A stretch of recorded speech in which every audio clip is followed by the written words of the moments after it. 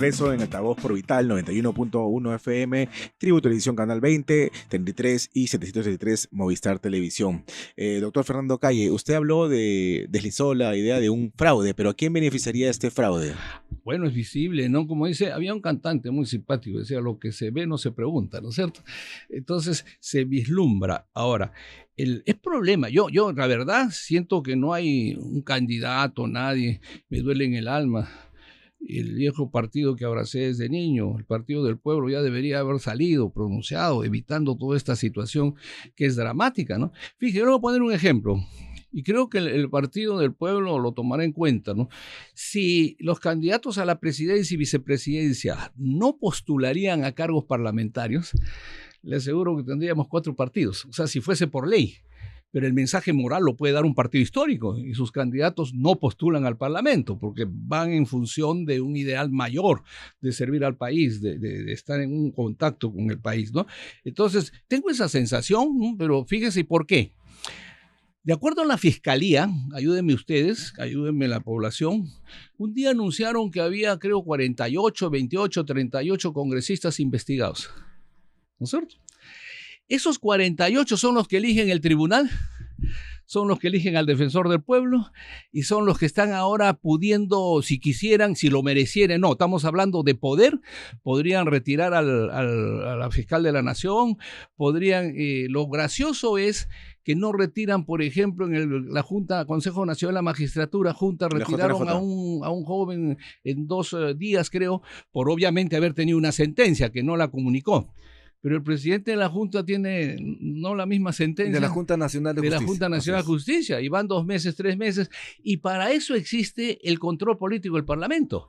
El Parlamento es el único organismo y el único poder del Estado que controla al Tribunal Constitucional y al Consejo Nacional, hoy Junta Nacional de Justicia. ¿Para usted el presidente de la Junta Nacional de Justicia ya debería irse a su casa? Bueno, para mí deberían tener la misma consideración que tuvieron con el anterior, ¿no? Porque sentencia que no se comunicó es sentencia. Entonces, pero pasó por una comisión, ¿no? Allá hay otro problema. Integrada por allá todos los titulares otro del problema. sistema de administración de justicia, ¿no? Ese ya es un tema que se lo endoso a quienes han integrado la comisión, porque entonces, fíjese, la comisión, y yo por obvias razones no quiero ahondar, pero la comisión tiene secretarios, oficiales, presupuestos. Debería darse un informe. Y se le preguntó por eso también. ¿Cuánto ha costado esa gente que se supone han observado con lupa, ¿no es cierto? Han observado con lupa. Ese es otro tipo de situación. Ahí yo, por ejemplo, hago un hincapié. Y creo que todos los jóvenes estudiantes y los parlamentarios que son dentro de la luz, la brillantez que representan al pueblo, podrían haberse dado cuenta, ¿no? Para ser parlamentario, tú eres electo. Electo el día 26, entregas tus credenciales y juramentas, recién eres congresista. El presidente de la República es electo 2 meses antes, si quieres, y el día 28 de julio, en la que le toman juramento y le ponen la banda, es el presidente de todos los peruanos. ¿Qué quiero decir con esto? Que en todos los lugares del mundo, tú antes de asumir un cargo de esta naturaleza, prestas juramento. La Junta ha juramentado, creo, 2 meses antes. No sé eso si tiene alguna curiosidad, ¿no? Esto no es pertinente. Bueno, no lo sé, se fueron de vacaciones y asumieron recién cuando correspondía. Lo razonable, y eso lo dejo a los estudiosos y sobre todo al control político, se supone que si juramentaban asumían de inmediato. No podían porque no había terminado el mandato del anterior. Entonces, ese es entre otras tantas cosas, ¿no? Pero ahí hay una cosa muy interesante que la gente debe, si no recuperemos la memoria, por favor. Cuando se disuelve el Consejo Nacional de la Magistratura, se disolvió, mis queridos amigos, por lo altamente corrupto. Porque habían dado nacimiento a los cuellos blancos, a los cuellos rojos, a los mamani, nosotros, todo el mundo corrupto. Yo le pregunto a la gente, ¿saben si algún consejero está en prisión? ¿Saben si le han incautado sus bienes? ¿Saben si se pasean algunos en medios de prensa grande con sus actividades y sus negocios? Entonces, ¿para qué tienen presos a los cuellos? Yo no sé, ¿no? Porque se supone que no ha habido una razón para ello. Igualmente ahora, lo que le digo yo por eso, fíjese que lo preocupante es que no solamente somos un Estado fallido en sus instituciones, sino también nosotros estamos fallidos porque no tenemos capacidad de reacción, pero lo más delicado es que estamos controlados, a veces hay estados fallidos, ¿no? Por X razones, pero un estado fallido controlado por la minería ilegal, por el narcotráfico, por la corrupción desde arriba. Doctor, quiero yo cambiar de tema y esto es importantísimo porque, como sabe perfectamente, hay un pedido reiterado de la Comisión de la Corte Interamericana de Derechos Humanos para que el Perú acate los fallos. Y hay un fallo que da, en todo caso, hay una decisión del gobierno peruano, ¿no?, que sale del Congreso de la República, que le da amnistía a militares y policías y otros más que han estado implicados en situaciones que vulneran los derechos humanos. ¿Cuál es su visión de usted sobre el tema? Bueno, yo tuve una posición, ¿se acuerda usted de la amnistía al Grupo Colina? Exacto. La Corte Interamericana anuló la amnistía. Y así nomás lo procesaron. Yo creo que el organismo, el Parlamento, es muy soberano, para no estar haciendo el lapsus que tengo del muy. Y entonces, a mi impresión, una vez anulada esa amnistía, debió el Congreso haberse vuelto a pronunciar, ¿no?, porque es el que determina dentro de la Constitución. Pero yo creo que están en un error, porque esto parece, fíjese, es como cuando un juez favorece al lado tuyo y dices, qué buen juez, ¿ah? Bueno, el juez, y si sale en contra, dice, ese juez es malo, pésimo. Cuando la Corte nos ha dado las sentencias, que hay muchas, para enrumbar el destino de la democracia, digamos, internamente, o de la justicia, parece bien. Pero ahora que está tocando temas de leyes, ya no es una, son varias, ¿ah?, leyes a favor de la corrupción, etcétera. Bueno, la salida tan benita, nos vamos.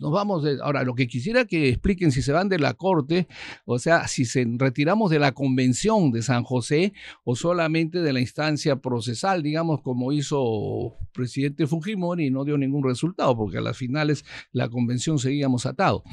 Yo tengo una posición de años.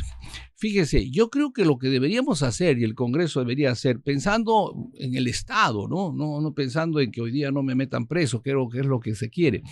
Yo creo que debería el Perú convocar, el Perú digo porque fuimos cabeza de región, cabeza de colonia y todo, convocar a una reunión de cancilleres en Lima para modificar, usando la palabra reformar, si quiere, la convención, ¿no? Porque con 2/3 de los países, que estoy seguro, muchos estarían de acuerdo en actualizarla, en que se batan ciertas cosas de la autonomía soberana. Y esto hay un ejemplo. En Castro, recuerdo, estábamos todavía en la Corte, habíamos retornado después de la autocracia de Fujimori y estábamos en la sexta sala, no sé, y la Corte Interamericana se metió. Y hay un principio que no debe interferirse mientras no se agote la justicia interna, ¿no? Pero se mete de oficio ahora, ¿no? Bueno, depende, pues, si está en proceso, ¿no? Porque la amnistía no es un proceso judicial. Pero lo que sí debería respetarse es unas cosas de la Convención, como es la Corte Europea, ¿no?, de Estrasburgo, simplemente no intervienen si no se ha agotado la vía interna de un país. Bueno, todas estas cosas requieren una reforma, pero el retirarse más me parece una cosa de impacto, ¿no? Como querer estas ¿Una cortina de humo, cree usted? Hay muchas cosas que son, lamentablemente, no usar una palabra que pueda ser ¿Qué le parece a usted la decisión de la presidenta Dina Boluarte? Ayer hizo ya la visita para reabrir el penal de alta seguridad El Frontón, la isla del Frontón. ¿Para quiénes sería? No sé si van a ponerle condiciones, porque si vuelve la justicia real, si vuelve la democracia, muchos de ellos tendrían que ir a inaugurar este penal, ¿no? Pero me parece que, primero, que ya no existe el Frontón en su infraestructura, que era deprimente, lo que quiera, pero donde iban todos los presos políticos, ¿no? Generalmente. Y terroristas. Inicialmente presos políticos, luego entraron ahí terroristas. Estuvo Belaúnde Terry, ¿no? Bueno, un ratito, un poco tiempo, si ellos lo saben y muy bien, me parece. No, Belaúnde pagó la factura de luchar, pues, por la democracia en el gobierno cuando cayó el APRA, ¿no? Y hubo la persecución 8 años del general Odría y el Frontón, como el CEPA, que se inauguró. ¿Pero es pertinente reabrir esta isla? Yo no le veo, porque yo escuché dentro de mi memoria que se estaba estudiando, y eso también lo traslado a los que hacen estudios turísticos, que iba a ser el puente más grande desde el Callao y hacer una base turística hermosa. Podría haber dado resultado, no lo sé, pero lo que sí necesitamos es los penales, sin duda, pero necesitamos que el ministro de Justicia hoy día acabe con todos los privilegios que tienen los presos en la cárcel. Ajá. ¿No? Me parece que ya habrá ido, como es tan inquieto, y habrá encontrado que los narcos y otros tienen celdas especiales, televisores. Pero no supone que no existen, que existen los bloqueadores, no funcionan esos bloqueadores. Bueno, ¿no? eso es otro agravio. Yo insisto en nuestra dignidad como peruanos, porque no es primera vez que se nos dice, y hasta monto se nos da, se ha gastado millones porque ya no se va a poder conectar, ¿no? Hasta de hasta de Puno, creo, hablan los teléfonos. Entonces, pues, ¿dónde estamos, no? Eso se llama corrupción, así de sencillo, porque si tú permites, eso se llama corrupción. Por eso, fíjese qué importante hubiera sido que los señores parlamentarios, la luz representativa del país, de acuerdo a la ley, podrían haber aprobado ya que la tragedia de 30 años es la corrupción, la que genera la pobreza es la corrupción y la que los defiende es la impunidad. Entonces, lo correcto hubiera sido que la corrupción sea tipificado en 3 minutos, demoran menos que pasar lista, se agregue de que es delito de traición a la patria. Y traición a la patria es penado con pena de muerte. Es un corrupto. Bueno, eso en caso de guerra, pero digamos, vamos, traición a la patria es cadena perpetua, pero aparte de eso le agregaría yo el tratamiento de lavado de activos en cuanto a los bienes, por ejemplo, ¿no? Que les quiten todos los bienes, aunque ahora también les quiten todos sus bienes y hasta de terceros que no puedan acreditarse. Pero habría una cosa más interesante, que sin modificar el artículo 117 podría ser juzgado, acusado por traición a la patria, por el delito de corrupción, que es el delito que más brilla, ¿no? Se debería agregar, perdón, Rumi, el delito de corrupción en el 117. Agregar en el Código Penal y en la Constitución, digamos que el delito de corrupción se tipifica como traición a la patria, ¿no? Ya, con las consecuencias habidas y por haber. Porque ¿Cómo? yo le pregunto una cosa, les pregunto a los dos, fíjense, han pasado cuánto tiempo. Mucho se habla de los políticos, pero yo digo una cosa, ¿hace cuánto tiempo que no despertamos sin que se haga una investigación, una carpeta fiscal o un ministerio de inteligencia, digamos, que denuncie que hay terroristas o que se prepara un golpe conspirativo de revolucionarios? No, todos son por delitos comunes. Todos son delito de corrupción. Doctor, ¿qué le parece a usted este jaloneo que hubo con el expresidente Martín Vizcarra? De sacarlo de Barbadillo, llevarlo, inicialmente se pensaba llevarlo pues a Lurigancho y luego pasó a Piedras Gordas y luego se arrepintieron y lo volvieron al penal de Barbadillo. Bueno, el ministro de Justicia debería dar cuenta de ello, explicar qué pasó y si se infringió la ley, sancionar a quienes en el INPE incurrieron ello. Pero a mí me ha dejado una curiosidad porque escuché el comentario del INPE donde decían que había sucedido porque no había una ley al respecto de Barbadillo, ¿no es cierto? Y que recién se estaba regulando eso. Entonces yo me pregunto, ¿quién es responsable de que todos los expresidentes hayan ido a Barbadillo sin ley?